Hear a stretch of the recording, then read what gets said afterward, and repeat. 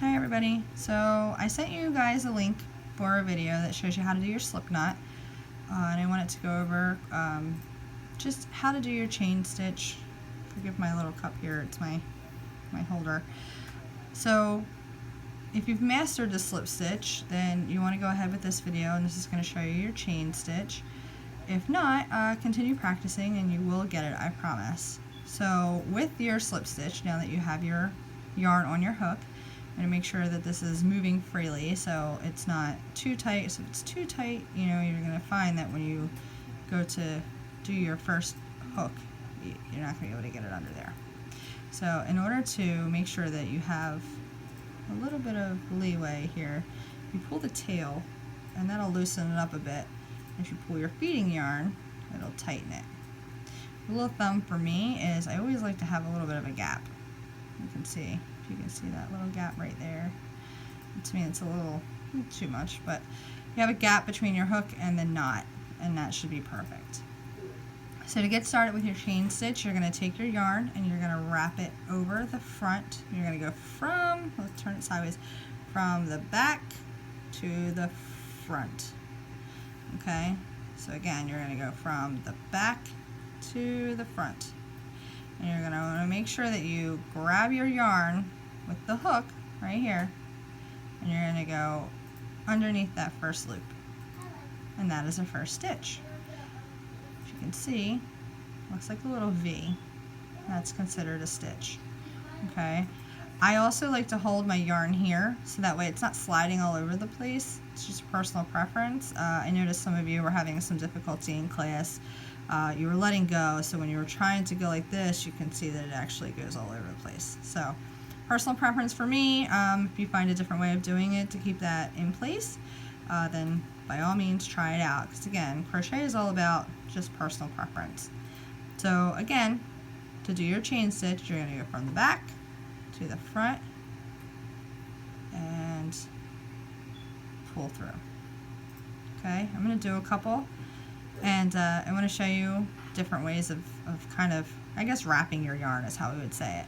So some people hold their hooks like this, and they have their yarn up.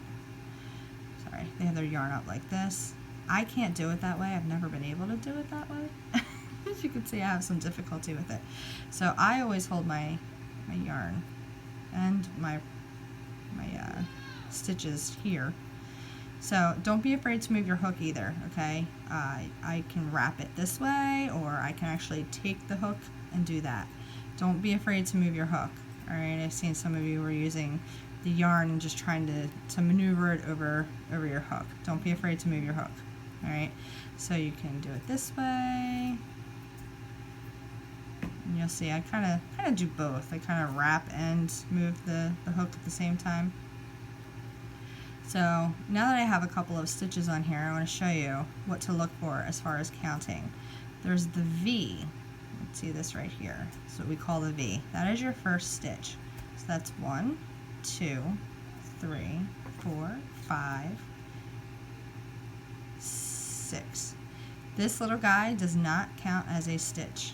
Okay, so if you need 5 stitches to start something, 1, 2, 3, 4, 5, 6, you have a 6 on there, and just pull that out and pull gently, so that way you still have your loop, and you just insert your hook again for 5 stitches. Okay, it's if you have 5 stitches, you know, I was just giving you a little show of how to pull stitches out.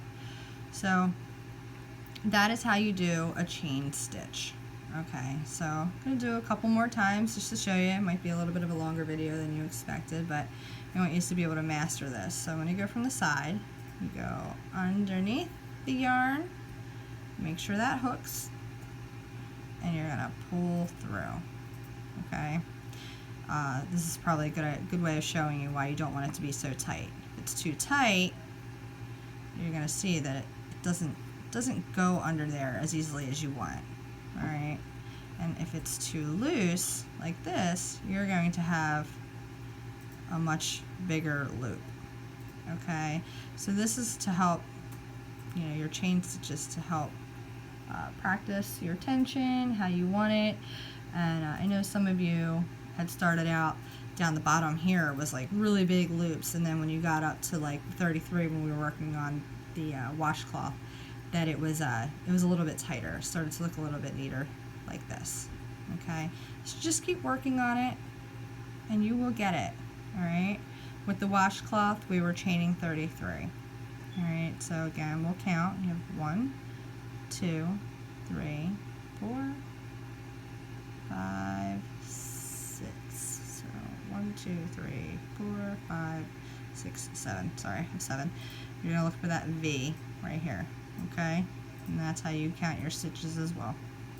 So just keep going with it, back and through,